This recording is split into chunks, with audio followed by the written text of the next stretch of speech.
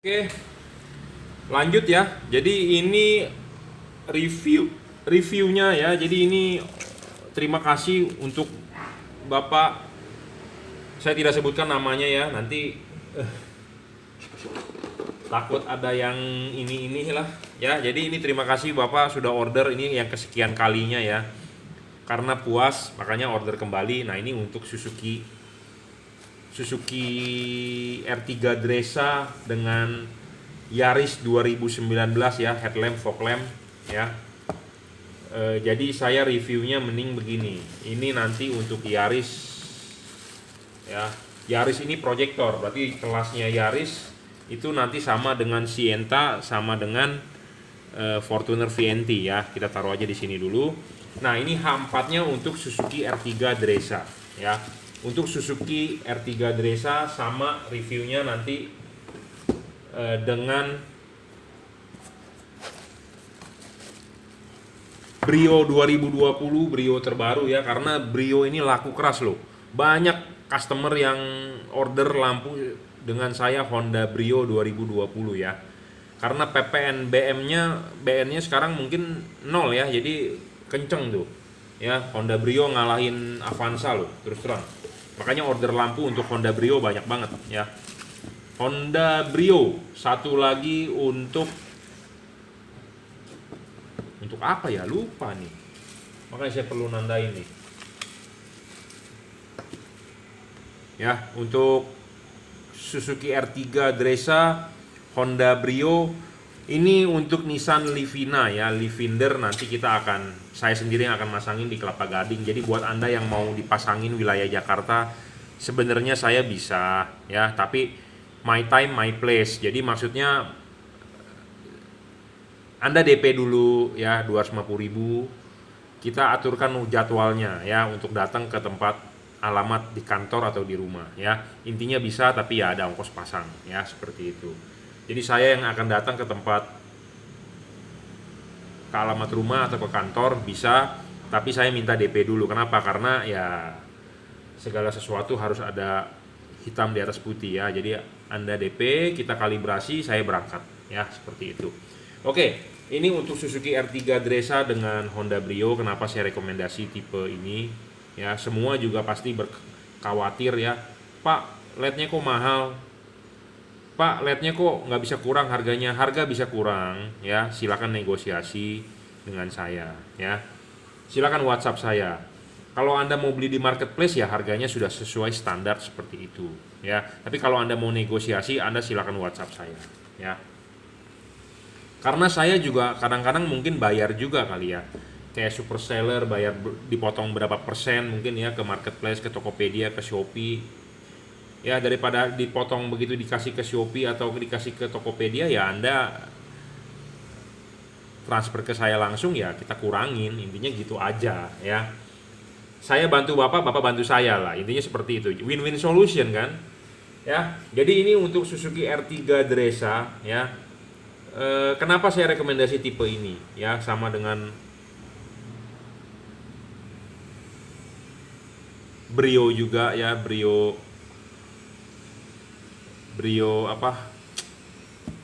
yang 2020.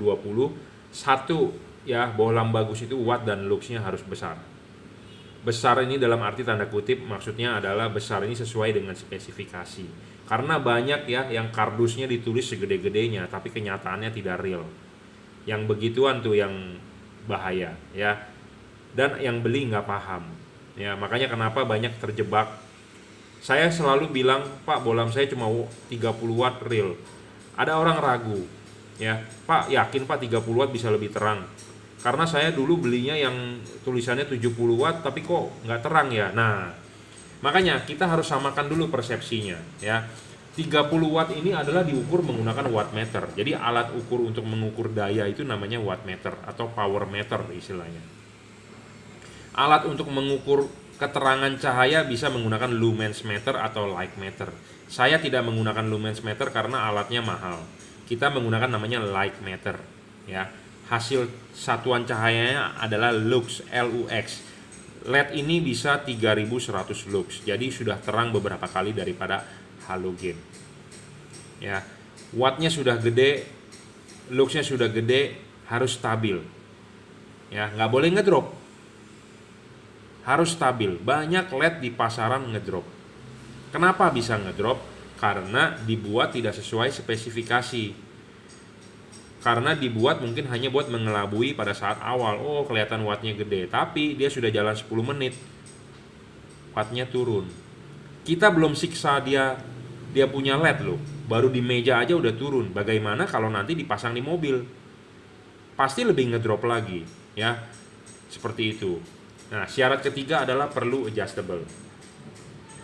Kenapa LED itu perlu adjustable? Karena LED itu harus bisa disetel. Kenapa? Karena LED ini itu kita mengkonversi dari halogen ke LED. Jadi rumah reflektornya itu adalah halogen.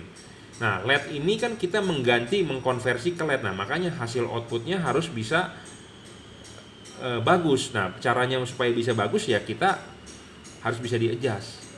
Nah, adjustnya yang perlu Anda adjust adalah hanya adjust putar saja. Maju mundur tidak usah. Maju mundur adalah urusan saya. Kenapa? Karena kalau maju mundur itu susah. Karena LED H4 itu mempunyai 2 buah fokus ya. Fokus lampu dekat dengan fokus lampu jauh. Jadi fokusnya ini sulit nanti kalau Anda mau suruh saya setting Anda sendiri yang nggak paham untuk menyetingkan tidak bisa. Ya, jadi Anda hanya perlu setting putar. Putar dorong mentok jam 11. Tidak harus selalu jam 11, tidak selalu jam 12, tapi 11.30, 11.45 bisa. Soal maju mundur ini tidak perlu Anda yang setel. Saya yang setel, intinya Anda tinggal pasang. Ya, maju mundur ini nanti kalau maju mundur ini Anda setel, nanti low beamnya bagus, high beamnya nggak naik. Nanti high beamnya bagus, low beamnya buyar, ya, seperti itu. Jadi sulit untuk orang awam ya untuk mengadjust gitu ya. Jadi makanya lebih baik putar saja, karena putar lebih gampang kita berbicara 11-12 karena orang lebih paham ya. Karena nggak semua orang yang bisa menerima omongan saya gitu. Kadang-kadang sulit banget menjelaskan ya. Saya akui sulit menjelaskan. Jadi saya harus berulang-ulang. Makanya kenapa kita bikin video berulang-ulang. Mungkin buat Anda yang cepet nangkepnya ya, oh ya udah paham. Tapi banyak loh yang masih perlu diulang. Kenapa perlu diulang-ulang? Karena ya itu tidak bisa berpikir secara cepat lah, intinya seperti itu ya. Nah, keempat adalah serviceable. Bohlam ini bisa diservis. Diservis ini dalam arti bukannya diservis bagaimana gitu ya, maksudnya adalah chipnya ini bisa diganti. Jadi kalau chipnya rusak kita bisa replace chipnya, seperti itu, selama stok chipnya ada ya. Nah, ke 5 soal bayangan gelap. LED ini bayangan gelapnya harus kecil ya. Makin kecil bayangan gelap makin bagus. Saya ngomong apa adanya, to the point. Nah, kita akan praktekkan bayangan gelapnya ya. Makin kecil bayangan gelap makin bagus, makin tidak gelap makin bagus. Nah, ini bayangan gelapnya kan kecil ya, tidak terlalu gelap ya. Tidak terlalu gelap. Karena kenapa? Ini LED ini ada keuntungannya dari chipnya. Chipnya ini dia mempunyai lensa cembung. Saya pernah menemukan atau saya modif ya, chipnya itu kita buang, dia punya lensanya. Ya. Buang lensanya, jadi hasilnya nggak perambatan sinarnya jadi nggak bagus. Intinya seperti itu. Jadi ini chip ada lensanya itu sebenarnya ada tujuannya mereka bikin. Ya, seperti itu. Nah, ke-6 tidak storing. Saya jamin bohlam ini tidak storing ya. Jadi tidak perlu khawatir terhadap radio, terhadap mobil Anda jadi lemot gasnya, enggak ya, saya jamin. Ke-7 adalah soal pendinginan. Pendinginan ini penting bro, karena LED ini umurnya atau nyawanya dia di pendinginan. Makin dingin makin bagus, intinya seperti itu. Makin dingin makin bagus. Nah, pada saat pemasangan jangan lupa Anda pasang dulu ininya, terus klipin baru pasang karet. Jadi ingat, kipas harus di belakang karet ya. Kipas bukan di dalam karet, tapi kipas di belakang karet. Ya, kipas harus di belakang karet. Jadi seperti ini. Nah, ini masuk. Nah, ini masih ada celah ya. Jadi banyak LED yang tidak mempunyai gerigi ini, heatsink ini nih. Heatsink ini banyak LED yang nggak punya. Jadi kalau dipasang di mobil karet ini langsung mendem, tertutup. Jadi kipas berputar, angin nggak bisa keluar. Angin mau keluar kemana? Ya, makanya kenapa sampai-sampai ada orang bilang, Pak, kan kipas anginnya tiupnya ke belakang. Tahu nggak kenapa Anda pegang di sini bisa ada angin? Karena buntu di depan, jadi anginnya balik. Hambatannya gede, anginnya balik, makanya kipasnya secepat rusak. Makanya kenapa LED itu banyak yang, Pak, saya nggak mau pakai LED yang pakai ada kipasnya cepat rusak. Sebenarnya kenapa sih bisa cepat rusak kipas itu? Ya karena begitu, ini berputar, angin kan tiupnya tekanannya ke situ. Karena buntu dia balik. Jadi dia muter, mestinya nendang ke situ, tapi tekanan balik, keluar anginnya lewat sini karena buntu. Jadi kipasnya kerjanya berat. Seperti itu permasalahan utamanya.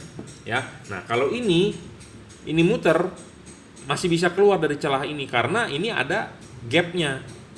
Makanya saya bilang pendinginan kipas angin itu makin gede makin bagus. Jadi ini makin tinggi nih makin bagus, makin lebar diameter makin bagus, sirip makin banyak makin bagus.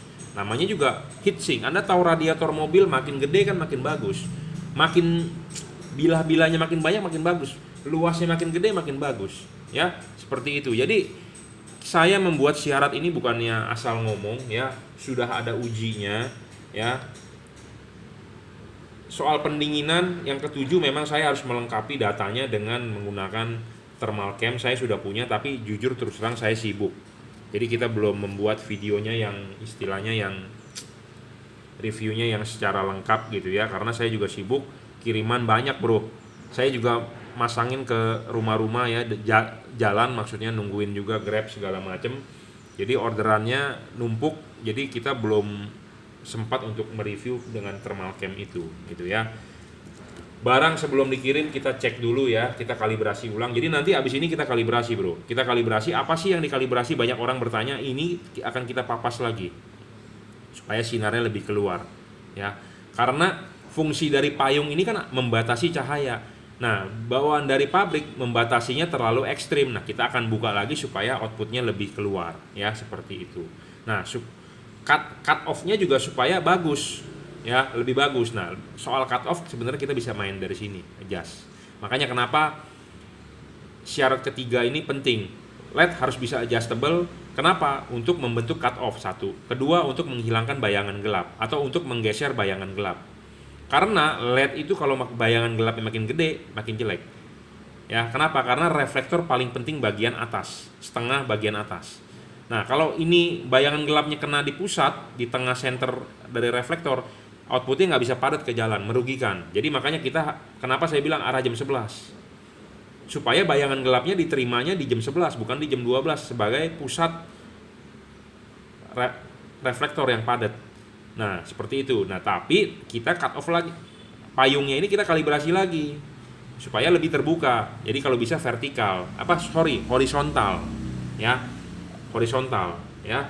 Jadi barang sampai tinggal pasang ya, tidak perlu khawatir.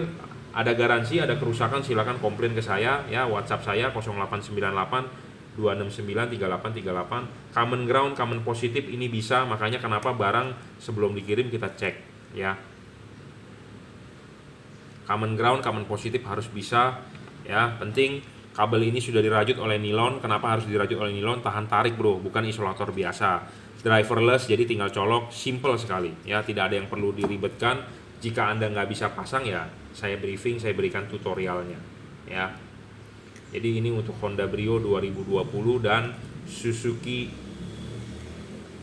R3 Dresa ya.